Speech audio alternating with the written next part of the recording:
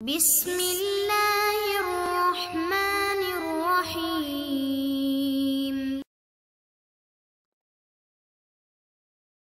اعوذ باللہ من الشیطان الرجیم، بسم اللہ الرحمن الرحیم، وبہ نستعین۔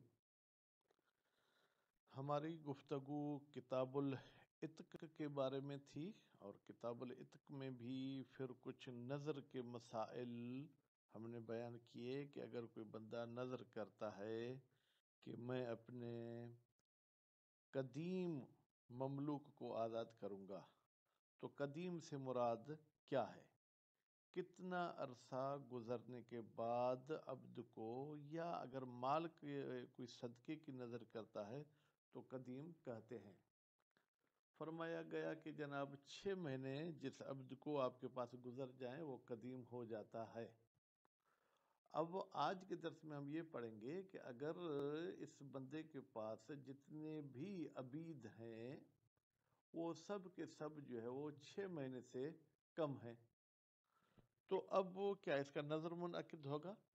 تو نتیجے میں اس کے پاس جو پہلے آیا تھا، اگرچہ اس کو 2 مہینے کیوں نہ ہوئے ہوں، اس کو آزاد کیا جائے گا، یا اگر سب ایک ساتھ آئے تھے تو سب کو آزاد کیا جائے گا، یا کسی ایک کو آزاد کیا جائے گا۔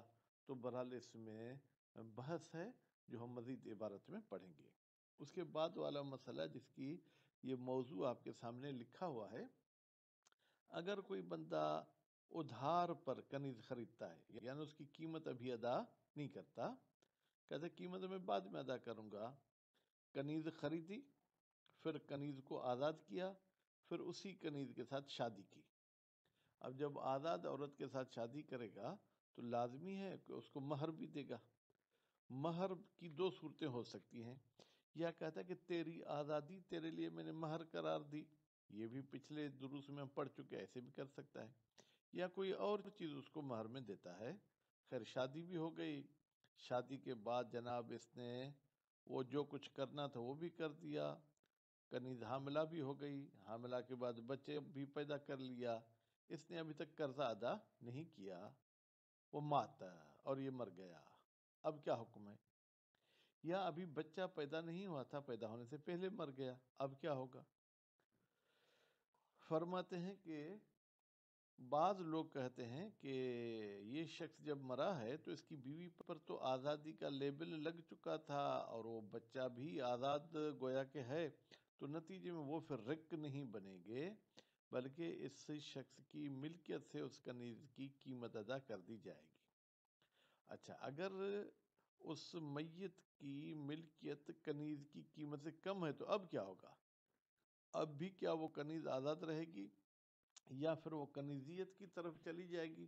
تو اس میں بعض کہتے ہیں کہ کنیزیت کی طرف جائے گی، بعض کہتے ہیں کہ کنیزیت کی طرف نہیں جائے گی۔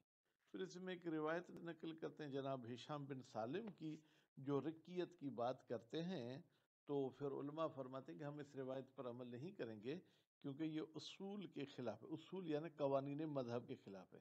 قوانین مذہب کہتے ہیں جو آزاد ہوا اب وہ رق نہیں بن سکتا، مگر یہ کہ وہ کوئی کافر ہو، تو پھر کافر آزاد ہونے کے بعد بھی رق بن سکتا ہے۔ ابھی ہم چلتے ہیں جناب فیہ، فرماتی ہے جو منصوص تھا، منصوص کیا تھا کہ آپ نے عتق کی نظر کی تھی، اس میں کچھ بحث، کچھ اعتراض کی گنجائش ہے۔ لو کسر الکل ان ستۃ، اگر سب کے سب مملوک 6 مہینے سے کم ہوں، ففی عتق اولہم، تو کیا ان ممالک میں سے سب سے پہلے کو آزاد کریں گے؟ تملکن، جو اس بندے کی ملکیت میں آیا تھا، اتحد ام تعدد، وہ اول چاہے ایک ہو چاہے وہ اول متعدد ہوں، او بطلان نظر، یا نظر کو باطل مانیں گے، وجہان، جناب اس میں جو ہے کہ وہ 2 وجہ ہیں۔ پہلی وجہ یہ تھی کہ جناب نظر صحیح ہے اور اول مملوک کو جو ہے وہ آزاد ہوگا، اور دوسرا یہ کہ بطلان نظر ہے۔ وعلی الاول، اگر ہم پہلے نظریے کو مانیں، پہلا نظریہ کیا تھا کہ جو پہلا اس کی ملکیت میں آیا تھا اس کو آزاد کیا جائے گا۔ لو اتفق ملک الجمیع، اگر اتفاق سے تمام عبید کی ملکیت دفعتاً ایک ہی دفعے میں آئے، تدریجن نہیں آئے ہیں، ففی ان اطاق الجمی، پھر کیا یہ سب بندے آزاد ہو جائیں گے؟ کیونکہ یہ سب سے پہلے ملکیت میں آئے تھے۔ اول بطلان، یا یہ نظر باطل ہو جائے گا، کیوں؟ لفقد الوصف، اس لیے کہ اس میں وصف قدیم ہونے والی فاقد ہے، الوجہان، اس میں وہی دو وجہ ہیں، یعنی ایک وجہ یہی ہوگی کہ جناب سب کے سب آزاد ہوں گے، اور دوسری وجہ یہ ہوگی کہ نہیں جناب یہ جو ہے کیا ہے، نظر باطل ہے۔ والاقوا البطلان فیہما، قول قوی یہی ہے کہ بھائی بطلان ہو جائے گا فیہما، ان دونوں آخری فرضوں میں۔ وہ کون سا تھا؟ کہ عبید تدریجن آئے ہوں لیکن ان میں سابق اور لاحق ہے، یا عبید جو ہے کیا ہو ایک ساتھ آئے ہوں، دفعتاً آئے ہوں۔ لدلالت اللغت والعرف علی خلافہ، اس لیے کہ لغت اور عرف دلالت کرتا ہے علی خلافہ، قدیمی کے خلاف، وفقد النص، اور ایسے مورد میں کوئی نص بھی موجود نہیں ہے کہ جب 6 مہینے بھی نہ گزرے ہوں اور سب ایک دفعہ آئیں تو وہاں پر کیا کرنا چاہیے۔ وَعْلَمْ، تو جان لے، ان ظاہر العبارت، بتحقیق مصنف صاحب کی عبارت کا ظہور اس میں ہے۔ عبارت کون سی تھی؟ لو نظر اتک کل مملوک قدیم، یہ جو عبارت تھی اس کا ظہور ہے کس میں؟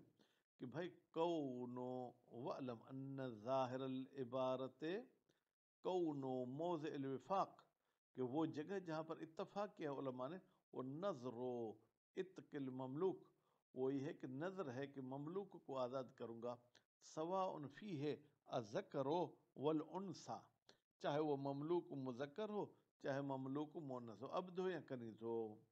وہ ظاہر، کہتے ہیں مملوک سے یہی تو معنی ظاہر ہوتی ہے عمومیت والی، لأن مستند الحکم، اس لیے کہ اس آزادی والے حکم کا جو دلیل ہے، عبر فیہ ہے، اس میں تعبیر کی گئی ہے، کس کی جناب؟ اس میں تعبیر کی گئی ہے بالمملوک، لفظ مملوک کی۔ والعلامۃ جعل موردہ، جبکہ علامہ ہلی نے اس دلیل، یہ عتق والی دلیل کا مورد کرا دیا عبد کو، واستشکل الحکم فی الامت، اور علامہ ہلی نے کنیز میں اس حکم کو مشکل شمار کیا ہے، کہ غیر الکنیز من المال، جیسے کنیز کے علاوہ دوسرے مال میں اس نے اگر قدیمی کی بات کہی تھی۔ وَاعْتَذَرَ لَهُ، اور عذر پیش کیا ہے علامہ ہلی کی طرف سے ان کے بیٹے نے، بِأَنَّ مورد الاجماع العبد، بتحقیق کہ وہ مورد جس پر اجماع کیا گیا ہے وہ عبد ہے۔ وَإِنْ كَانَ نَصُّ، اگرچہ نص اعم ہے، کس سے؟ عبد سے، نص کنیز کو بھی شامل ہے، لیکن لِضَعْفِهِ، چونکہ یہ نص ضعیف ہے اس لیے ہم اس میں صرف جو ہے کہ وہ عبد کو لے لیں گے۔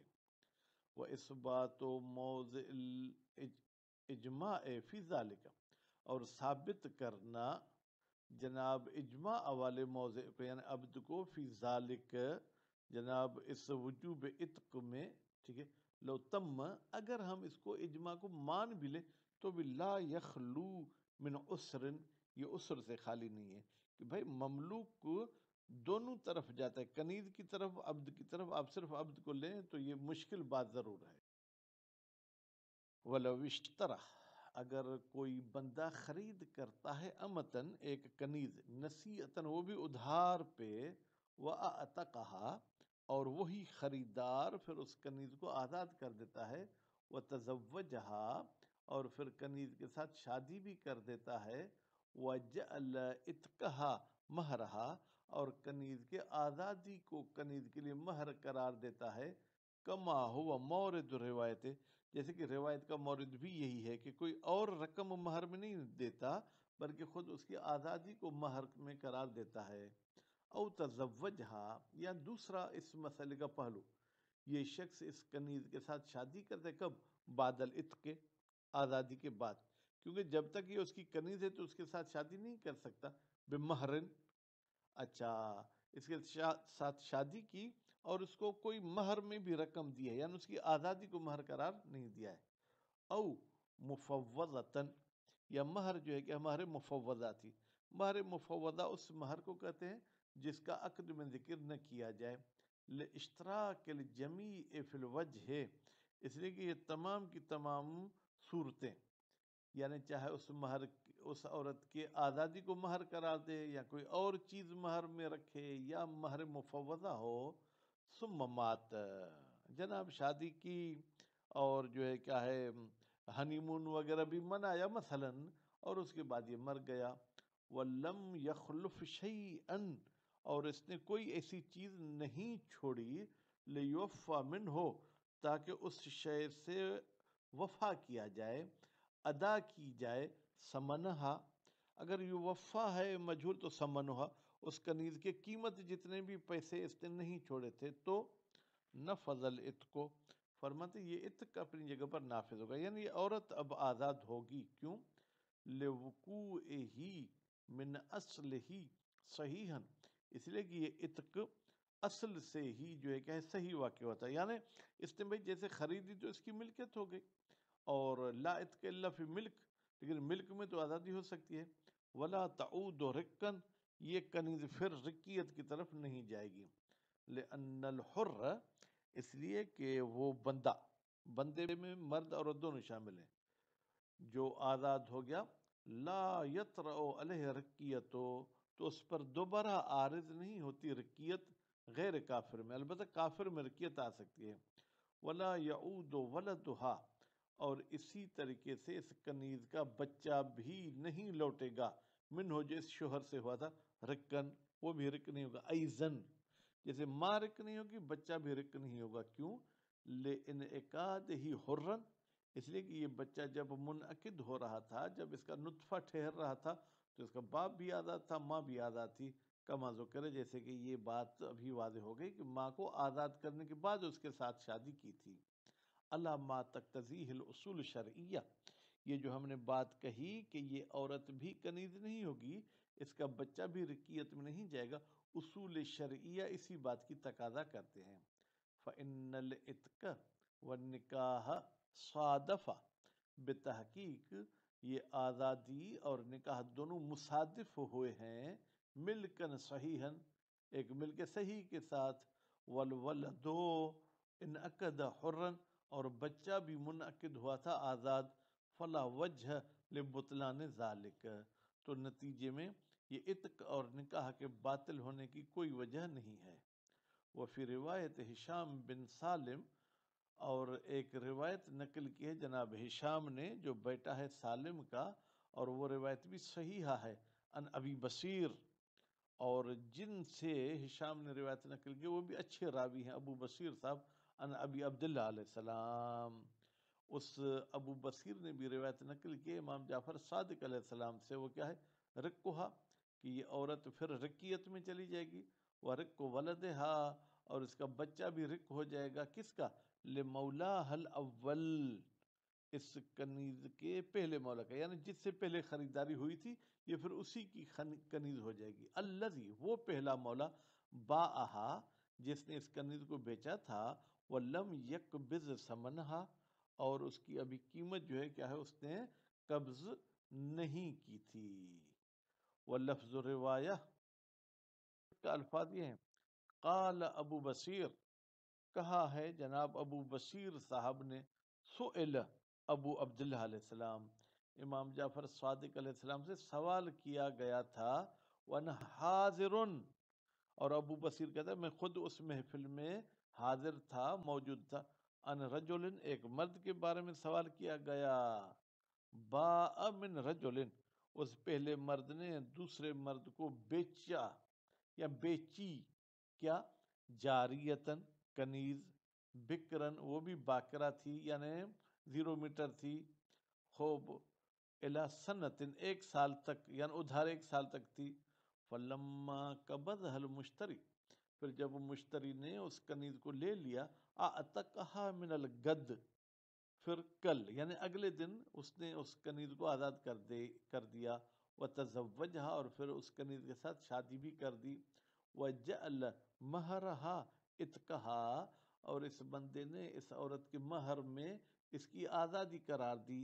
ثم مات بعد ذالک، پھر یہ خریدار مر گیا آزادی اور شادی کے بعد، بشہر مثلا 1 مہینے کے بعد مر گیا. فقال ابو عبداللہ علیہ السلام، تو امام جعفر صادق علیہ السلام نے فرمایا، ان کان للذی اشتراہا الی سنۃ مال، اگر ہے اس بندے کے پاس جس نے اس عورت کو خریدا تھا 1 سال کے ادھار پر مال، او عقدتن، یا اس کے لیے کیا ہے عقدہ، یعنی کوئی ایسی زمین ہے جس میں زراعت وغیرہ کی جا سکتی ہے، تو ہی تو یعنی وہ زمین احاطہ رکھتی ہے بقضاء ما، تاکہ ادا کیا جائے وہ قرض علیہ جو اس خریدار پر تھا، من الدین، یہ من الدین ما کی وضاحت کر رہا ہے، فی رقبتہا، اس کنیز کے بدلے میں، فإن اتقہ و نکاح، بتحقیق اس خریدار کا آزاد کرنا اور اس خریدار کا نکاح جائزان، یہ جو ہے کہ دونوں کام جائز ہیں، یعنی باطل نہیں ہے. وَإِن لَمْ يَمْلِكْ مَالًا، لیکن اگر خریدار کے پاس کوئی اتنا مال ہے ہی نہیں کہ کنیز کی قیمت دی جائے، اور عقدتاً، یا اس کے لیے کوئی ایسی زمین نہیں ہے، تو ہی تو جو زمین احاطہ رکھتی ہو، یعنی وہ مالیت رکھتی ہو بقضاء ما، تاکہ ادا کیا جائے وہ قرضہ علیہ جو اس خریدار پر ہے، من الدین، فی رقبتہا، اس کنیز کے بدلے میں، فإن اتقہ والنکاح، بتحقیق پھر اس بندے کا کنیز کو آزاد کرنا اور کنیز کے ساتھ نکاح کرنا باطلان، یہ دونوں باطل ہیں. کیوں؟ لأنہ، اس لیے کہ اس خریدار نے اعتق، آزاد کیا ہے، ما لا یملک، جس کا یہ شخص مالک نہیں تھا، جبکہ اپنی ملکیت کو آزاد کیا جا سکتا ہے. وَأَرَى أَنَّهَا رِقٌ، اور میں دیکھتا ہوں، یعنی میرا نظریہ ہے کہ یہ کنیز جو ہے یہ پھر رقیت میں چلی جائے گی، یعنی یہ پھر پہلے مولا کی طرف جو ہے کہ وہ چلی جائے گی. لے مولا حل اول ہو کیل لہو، پھر کہا گیا امام علیہ السلام کو، فَإِن كَانَتْ قَدْ أُلِقَتْ مِنَ الَّذِي أَعْتَقَ، أُلِقَتْ بے معنی حاملہ ہو گئی اس بندے سے جس نے اس کو آزاد کیا تھا پھر شادی کی تھی، ما حال الذی فی بطنہا، تو اس بچے کا کیا حال ہوگا جو اس عورت کے پیٹ میں. فقال، امام علیہ السلام نے فرمایا، الذی فی بطنہا، وہ بچہ جو اس عورت کے پیٹ میں ہے، وہ ماں ام ہی، وہ اپنی ماں کے ساتھ کہیتہا، ماں کی طرح ہوگا، یعنی جیسے ماں رق ہوگی وہ بچہ بھی رق ہو جائے گا. تو اب یہ حدیث اتنی ہم نے پیش کر دی، مزید اس حدیث کا بحث اگلے درس میں کریں گے. صلی اللہ علیہ محمد و آل محمد.